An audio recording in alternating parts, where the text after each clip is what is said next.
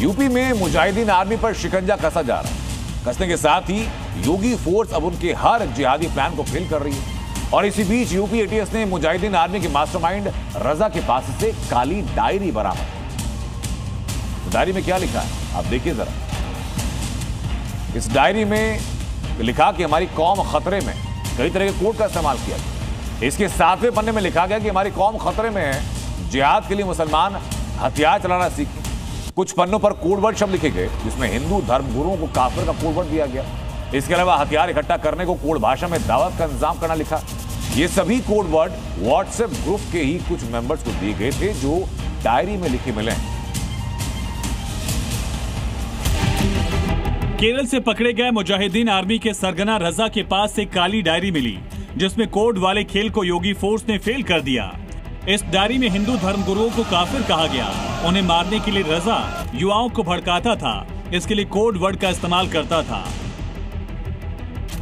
के यानी काशी में रहने वाले हिंदू धर्मगुरु, एम मतलब मथुरा में रहने वाले हिंदू धर्मगुरु, एच मतलब हरिद्वार में रहने वाले धर्मगुरु और आर मतलब ऋषिकेश में रहने वाले हिंदू धर्मगुरु शामिल हैं। जिहाद के लिए हथियार चलाने को लेकर ट्रेनिंग का जिक्र भी कागज में चिपका हुआ इस डायरी में मिला है। इसी कागज को तमाम व्हाट्सएप ग्रुप पर भी रजा की तरफ से भेजा गया था। जांच में पता चला कि रजा ने TNRAFF और तबलीग तहरीक जैसे ग्रुप बनाकर युवाओं को कट्टरपंथ की ओर ढकेला था। काली डायरी के 14वें पन्ने में उर्दू में कागज चिपकाया था जिस पर लिखा था कि जिहाद के लिए सभी मुसलमान हथियारों का इस्तेमाल करना सीखें। मुजाहिदीन आर्मी के सरगना रजा के पास से जो काली डायरी मिली उसमें कई कोड वर्ड हैं। क्या क्या लिखा गया था ये आज आपको जानना चाहिए। डायरी में हिंदू धर्मगुरुओं को निशाना बनाने के अलावा हथियार इकट्ठा करने के लिए दावत कोड वर्ड का इस्तेमाल किया गया। मुलाकात वाली जगह का कोड लाइब्रेरी था। अकाउंट में पैसों के लिए रोशनी कोड वर्ड का इस्तेमाल होता था। डायरी के 7वें पन्ने पर कौम खतरे में है ये लिखा हुआ। इसका इस्तेमाल रजा संदेश के तौर पर किया करता था। डायरी में हर टीम को एक नंबर दिया गया है और नाम की जगह नंबर का इस्तेमाल किया जाता था। ये जितने कोड वर्ड्स हैं ये व्हाट्सएप ग्रुप के कुछ मेंबर्स को दिए गए। सारी डिटेल तो सामने आ गई, लेकिन जांच में यह भी सामने आया कि आतंकी गतिविधियों को बढ़ावा देने के लिए रजा पाकिस्तानी संगठनों से जुड़कर के नेटवर्क को बढ़ा रहा था और मोबाइल से कई पाकिस्तानी नंबर भी मिले हैं जिनकी जांच की जा रही है। TNRAFF और तबलीग तहरीक नाम के व्हाट्सएप ग्रुप से भी मुजाहिदीन आर्मी तैयार की जा रही थी। इन दोनों ही ग्रुपों से बाकायदा तमाम युवाओं को जोड़ा जा रहा था जो शरिया कानून उत्तर प्रदेश समेत देश में ला सकें। इनके मंसूबे बेहद ही खतरनाक थे। यूपी एटीएस को अब इसके बारे में जानकारी हासिल हो चुकी है। पैसों के ट्रांजैक्शन का डिटेल भी इन व्हाट्सएप ग्रुपों पर यूपी एटीएस को मिल चुका है। इसके साथ ही कोड वर्ड में तमाम टीम मेंबर्स का जिक्र किया गया है और हिंदू धर्मगुरुओं के नाम के आगे भी उनके शहर कोड वर्ड में लिखे गए हैं। फिलहाल यूपी एटीएस इन कोड्स को डिकोड करने में जुटी हुई है। कैमरामैन देशा सिंह था, विशाल रघुवंशी, जी मीडिया। सपा सांसद जियाउर रहमान भड़क चुके हैं। टारगेट पर सीधा आरएसएस आई, टारगेट पर सीधा बीजेपी आई और बीजेपी को आरएसएस की शाखा बता दी।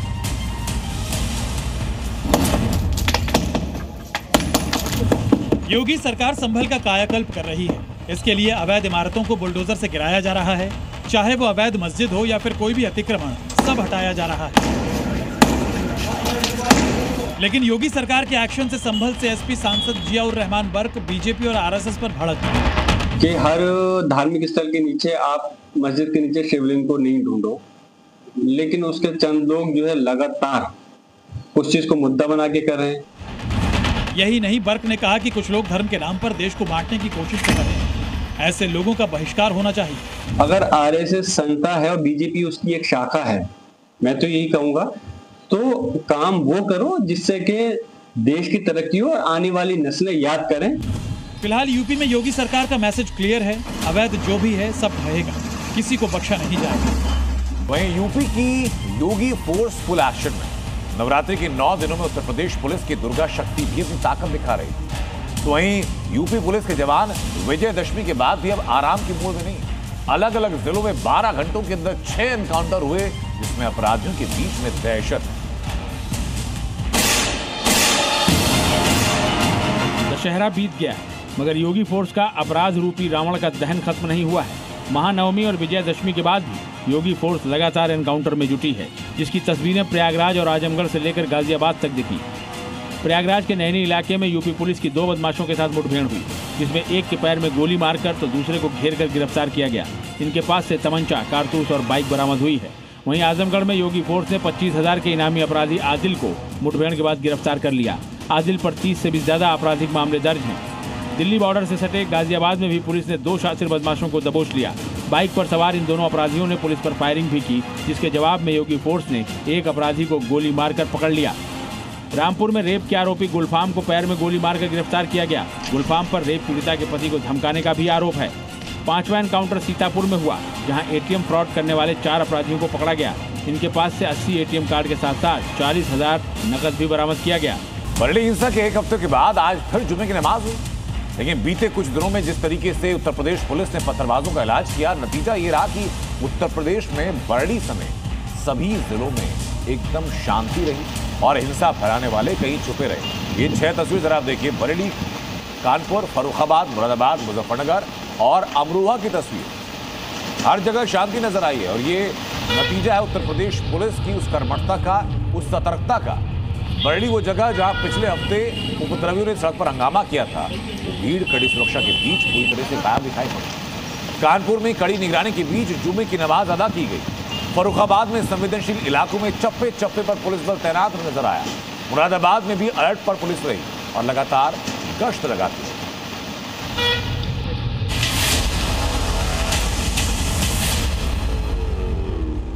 कभी कभी बुरी आदतें जाती नहीं लोगों की, तो उसके लिए उनकी डेंटिंग पेंटिंग करवानी पड़ती है कायदे से। पिछले हफ्ते मौलाना तौकीर रजा के भड़काने की वजह से बरेली में हुई हिंसा के एक हफ्ते के बाद फिर जुमे की नमाज अदा की गई, लेकिन इस एक हफ्ते के अंदर तस्वीर पूरी तरीके से बदली हुई थी। सीएम योगी की चेतावनी और योगी फोर्स के एक्शन की वजह से हिंसा फैलाने वाले उपद्रवी बिलों में दुबक गए। काफ़ी संख्या में पुलिस बलों की तैनाती की गई है और जो महिला ब्रिगेड है, वीरांगना यूनिट है, या फिर कहें कि 6 जो QRT बनाई गई है, उनको भी अलग अलग पॉइंट पे डिप्लॉय किया गया है। बरेली की जिस मस्जिद में हजारों की संख्या में भीड़ जुटती थी, वहां सिर्फ चंद लोग ही नजर आए। इसी मस्जिद पर तौकीर रजा और उनके परिवार के लोग भी नमाज अदा करने के लिए आते थे, लेकिन यह अब यहाँ पर भारी सुरक्षा बल तैनात कर दिया गया है। वहीं मस्जिद के मौलाना इस दौरान शांति की अपील करते दिखे। आज मार्केट बंद है ना, इसलिए नहीं आए। अमन के लिए दुआ करी इमाम साहब ने कि शहर में हमारे अमन रहे। बरेली हिंसा मामले में अब तक 80 से ज्यादा उपद्रवियों को गिरफ्तार किया जा चुका है। सिर्फ एक हफ्ते के अंदर बरेली में हिंसा फैलाने वालों का ऐसा इलाज हुआ कि भाईजान अब शांति की अपील करते नजर आए। मस्जिद में जो लोग नमाज पढ़ने गए, उन्हें क्या दलील दी, इस रिपोर्ट में नजर आती है। बरेली की 9 महला मस्जिद में भी नमाज ख़त्म हो गई है। इस वक्त आप तस्वीरों में देख सकते हैं, तमाम नमाजी जो है नमाज अदा करने के बाद वापस आ रहे हैं। आमतौर पर इस मस्जिद में 800 से 1000 जो लोग हैं एक साथ नमाज अदा करते हैं, लेकिन आज जो जुम्मे की नमाज थी उसमें महज करीब 100 से 150 लोग ही नमाज अदा करने आए थे। यहाँ पर नमाजियों से जब बात की गई तो उनका कहना है क्योंकि यहाँ पे बाज़ार बंद है, जिसकी वजह से ज़्यादा लोग नमाज अदा करने नहीं आए हैं। ये बताइए, आमतौर पे आप आते हैं तो कितने आज लोग रहे होंगे नमाज? आज तो बहुत कम थे। क्या वजह आपको लगती है? वजह वही है, मतलब जो चल रही है। नमाज में पहले के मुकाबले कम थे लोग क्या? नहीं, कम थे लोग। आमतौर पे कितने एक बार में नमाज अदा करते हैं? नमाज में 25% लोग कम थे लगभग। अच्छा, अपील ये की गई है कि यहाँ पे नमाज अदा करने के बाद तमाम लोग जो हैं वो सीधे अपने घरों की तरफ या फिर अपनी दुकानों पर चले जाएं। यहाँ कहीं ना कहीं जिस चीज़ का अंदेशा प्रशासन को था वो पूरी तरीके से अब हो गया है कि जुम्मे की नमाज हो चुकी है और बहुत शांतिपूर्ण तरीके से नमाज हुई है। ज़्यादातर लोग जो हैं जिस तरीके से पिछले जुम्मे को 26 सितंबर को सड़कों पर भीड़ उमड़ी थी और हिंसा हुई थी, वैसा आज कहीं भी देखने को नहीं मिला है। लेकिन अभी भी बड़ी हिंसा में योगी फोर्स का एक्शन जारी है। मास्टरमाइंड तौकीर रजा समेत हर दंगाई का हिसाब हो रहा है। इनका ऐसा इलाज किया कि वो अब थर थर कांप रहे हैं। पुलिस गिरफ्त में तौकीर रजा का मीडिया प्रभारी मुनीर इदरिशी है, जिसकी ऐसी डेंटिंग पेंटिंग हुई कि उसकी सारी कट्टरपंथी निकल गई। बरड़ी हिंसा की साजिश में इसकी अहम भूमिका रही। मुनीर इदरिशी ने तौकीर रजा के साथ मिलकर हिंसा का प्लान बनाया था। योगी फोर्स ने मुनीर इदरिशी के साथ आईएमसी नेता फैजान को भी गिरफ्तार किया। एक तरफ यूपी पुलिस दंगाइयों पर एक्शन ले रही है, तो दूसरी तरफ इस पर राजनीति शुरू हो गई है। इस देश में आई लव मोदी बोल सकते, बट आई लव मोहम्मद सल्लल्लाहु अलैहि वसल्लम नहीं बोल सकते। याद रखो, ये हजरत पुलिस है, किसी की नहीं होती। जिसकी सरकार है उसकी होती। तुम कल हटेंगे, तुम्हारी पीठ को लाल करेंगे, उन्हें याद रख लो, तुम तैयार रहो। कोई अवैधानिक निर्माण हो तो उस पर कार्रवाई करिए, लेकिन आप किसी को एक व्यक्ति के अपराध पर आप उसके परिवार को दंड दे रहे हो, ये कहां तक न्याय है। वहीं एक तरफ बरड़ी हिंसा के आरोपियों की डेंटिंग पेंटिंग के बाद वहां शांति है, तो दूसरी तरफ मेरठ में नई साजिश रची जा रही है। मजहबी कट्टरपंथियों ने यहां पर रातों रात कई घरों में आई लव मोहम्मद के पोस्टर लगा दिया। रखी अलर्ट, योगी फोर्स ने दंगाइयों के मंसूबे नाकाम कर दिए।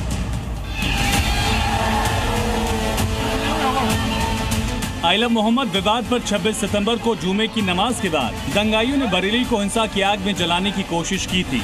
इसके ठीक एक हफ्ते बाद फिर से ऐसी ही साजिश बरेली से 230 किलोमीटर दूर मेरठ में रची गई। ऐसे में सवाल उठ रहा है कि क्या दंगाइयों का अगला टारगेट मेरठ था। मेरठ के मवाना में कल देर रात जब लोग घरों में सो रहे थे, तभी किसी ने कई घरों पर आई लव मोहम्मद के पोस्टर चिपका दिए। जहां पोस्टर लगाए गए थे वो घर मुस्लिमों के ही थे। पोस्टर लगाने की सूचना जैसे ही मिली तो पुलिस मौके पर पहुंची। इन पोस्टर्स को तुरंत हटाया गया। वहीं इस घटना के बाद इलाके में पुलिस गश्त बढ़ा दी गई है। साथ ही लोगों को जागरूक भी किया जा रहा है ताकि मेरठ में बरेली जैसी हिंसा न भड़के। स्टेटस लगा रहे हैं, गलत है, इससे कोई लाभ होने वाला नहीं है, ठीक है। तो ऐसी कोई भी एक्टिविटी नहीं करनी जिससे माहौल खराब हो। हालांकि योगी फोर्स ने बरेली में नफरती मौलाना के मंसूबे कामयाब नहीं होने दिए और कट्टरपंथियों की जबरदस्त डेंटिंग पेंटिंग भी की, मगर फिर भी कुछ उपद्रवी अपनी हरकतों से बाज नहीं आ रहे। लेकिन मेरठ ही नहीं, फर्रुखाबाद में भी आई लव मोहम्मद के झंडे और पोस्टर लगाए गए। ये बैनर पोस्टर फर्रुखाबाद के नुसरतपुर गांव में एक मोबाइल टावर पर लगा है। ये खबर जैसे ही उत्तर प्रदेश पुलिस के पास पहुंची, जवान वहां पहुंचे, इनको हटाया गया, उतारा गया। ये बताया जाता है कि इलाका मुस्लिम बहुल इलाका है। मजहबी बैनर पोस्टर लगने पर एक बार फिर आई लव मोहम्मद की चिंगारी भड़काने की साजिश की आशंका जताई जा रही है। अब एक खबर मध्य प्रदेश से, जहां लव जिहाद के बढ़ते मामलों को देखते हुए हिंदूवादी संगठन अब योगी मॉडल की डिमांड हो रही है और योगी स्टाइल में कट्टरपंथियों की डेंटिंग पेंटिंग की मांग की जा रही है।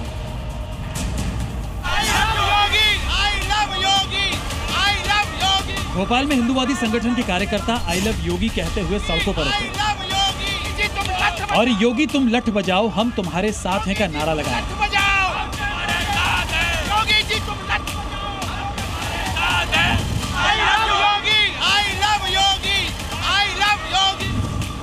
इससे पहले हिंदू संगठन के कार्यकर्ताओं ने सड़क पर चेकिंग अभियान चलाया और ऑटो वालों को हिंदू लड़कियों के साथ मुस्लिम लड़कों को बैठाने से मना किया। हिंदू संगठन के लोग हैं और कह रहे कि ऑटो में मुस्लिम लड़का हिंदू लड़की को लेकर नहीं जाएगा। क्या नाम है? कैसे? क्या नाम है? सलमान। ये सलमान है, ये हमारी बहन बेटी है। अभी क्या आपको पता है, कल लव जिहाद में पकड़ा है, बंटी बन के मजार में होटल में लगा है हिंदू लड़की को। इनका आरोप है कि एमपी में मुस्लिम युवाओं को लव जिहाद के काम में लगाया जा रहा है, जिन्हें सबक सिखाने के लिए उन्हें उतरना पड़ा है। हम दो हमारे 70 और सबके हाथ में ईंट पत्थर, ये भारत में नहीं चलेगा। हम दो हमारे दो वाली राजनीति और हम दो हमारे दो बच्चे जो पैदा करेगा वही चलेगा भारत। लेकिन हिंदू संगठनों की तरफ से योगी मॉडल की डिमांड क्यों की जा रही है, अब इसकी जरा वजह समझ गया। दरअसल कल एक मुस्लिम शख्स को हिंदू संगठन के कार्यकर्ताओं ने होटल में एक हिंदू लड़की के साथ रखा, नाम अपना बंटी बताया, नकली नाम बताया और उसी के बाद ये मांग की गई।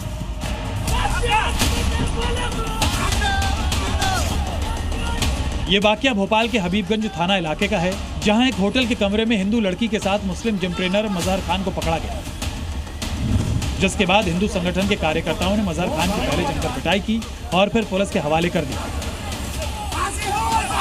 मगर हिंदू संगठन का गुस्सा शांत नहीं हुआ। जब पुलिस मजहर खान को थाने ले जा रही थी तब भी पूरे रास्ते हिंदू संगठन के कार्यकर्ताओं ने उसका पीछा किया। हमारी बहन बेटियों को हम कैसे रक्षा करेंगे? हम सरकार के भरोसे नहीं रहेंगे। क्यों? जिस प्रकार का गजबा है, इनका नारा चल रहा है, इनका परमिशन लेने की जरूरत नहीं है। हमने नारी शक्ति आज माता के 9 दिन हमने उपवास की। ये हमारी नारी शक्ति है। माँ शक्ति को हम पूछते हैं। नारी शक्ति हमारी नारायणी है। आरोप है कि मजहर खान खुद को हिंदू बताकर एक जिम में पर्सनल ट्रेनर का काम कर रहा था और हिंदू लड़कियों को लव जिहाद में फंसा रहा था, मगर बजरंग दल के कार्यकर्ताओं ने उसे दबोच लिया। भोपाल से ऐसा ही एक और मामला सामने आ गया।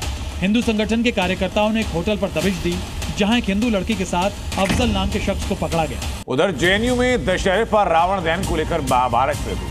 दरअसल एबीवीपी ने रावण के पुतले पर शर्जील इमाम और उमर खालिद की फोटो लगाई, जिसका लेफ्ट विंग के छात्रों ने विरोध किया और विरोध इतना बढ़ा कि दुर्गा विसर्जन शोभा यात्रा में इसी को लेकर एक बड़ा हंगामा खड़ा हो गया। दशहरे पर जेएनयू में विवाद तब शुरू हुआ जब एबीवीपी ने दिल्ली दंगों की साजिश के आरोपी उमर खालिद और शर्जील इमाम की तस्वीरें रावण के पुतले पर चिपका दी। इससे लेफ्ट संगठन भड़क गए और इसे हटाने की मांग करने लगे। वामपंथी छात्र संगठनों का आरोप है कि विजयदशमी पर भड़काऊ नारे भी लगाए गए।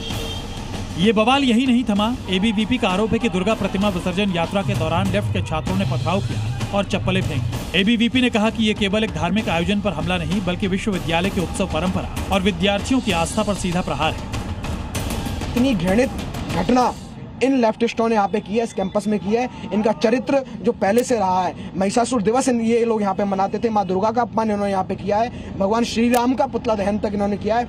इन लेफ्टिस्टों के विरोध में, इस प्रवृत्ति के विरोध में, इस विचारधारा के विरोध में हम यहाँ काम कर रहे हैं। हमने वो रावण दहन इसलिए किया। लेकिन जेएनयू में ये बवाल कोई नया नहीं है। हर साल यहाँ दशहरे के दौरान हंगामा देखने को मिलता ही है। वहीं पाकिस्तान के कब्जे वाले कश्मीर में चौथे दिन भी विरोध प्रदर्शन जारी है। मुजफ्फराबाद, बाग, पुंछ, रावलकोट, हाजिरा, अब्बासपुर जैसे शहरों में प्रदर्शनकारियों और पाकिस्तानी सेना के बीच हिंसक झड़पें हुई, जिसमें 12 नागरिकों की मौत हो चुकी है और 200 से ज्यादा लोग घायल हुए। पीओके में शहबाज सरकार और सेना के खिलाफ 4 दिनों से चल रहा प्रदर्शन हिंसक होता जा रहा है। हजारों की तादाद में सड़कों पर अपने हक के लिए उतरी भीड़ ने सेना के खिलाफ मोर्चा खोल दिया है। कहीं जवानों को पीटा जा रहा है तो कहीं सेना की वर्दी को 10-10 रुपए में नीलाम किया गया तो कहीं सरकारी गाड़ियों को आग के हवाले कर दिया गया। प्रदर्शनकारियों ने साफ कर दिया कि उनकी मांगे पूरी नहीं होने तक आंदोलन जारी रहेगा। प्रदर्शनकारियों ने सरकार के सामने 38 मांगे रखी हैं, जिनमें 3 प्रमुख हैं। पाकिस्तान में बसे कश्मीरी शरणार्थियों के लिए बनी 12 विधानसभा सीटें खत्म हों, बिजली परियोजनाओं में स्थानीय लोगों के फायदे को ध्यान में रखा जाए, आटे और बिजली के बिलों पर छूट दी जाए। लेकिन शहबाज सरकार ये मांगे मांगने की जगह गोलियां बरसा रही है, जिससे विरोध तेज होता जा रहा है। और पाकिस्तान जहां एक तरफ अपनी ही दमनकारी नीतियों की वजह से पीओके से बगावत से लड़ रहा है, उधर भारत ने भी पाकिस्तान को आतंकवाद के मुद्दे पर फिर खुली चुनौती दी है। इस बार भारत देश पूरी तैयारी के साथ है और इस बार वो संयम नहीं रखेगा जो सिंदूर 1.0 में हमने संयम रखा था। इस बार हम आगे की कार्रवाई करेंगे और कुछ ऐसी कार्रवाई करेंगे कि हो सकता है पाकिस्तान को सोचना पड़े कि उसे इतिहास में, भूगोल में रहना है कि नहीं रहना।